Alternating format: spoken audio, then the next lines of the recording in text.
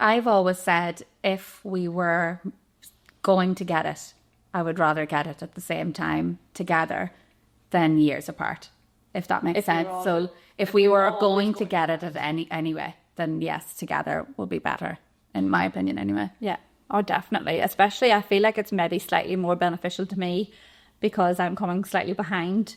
So I suppose there's the downside that I know what's ahead of me, but at the same time, knowledge is power.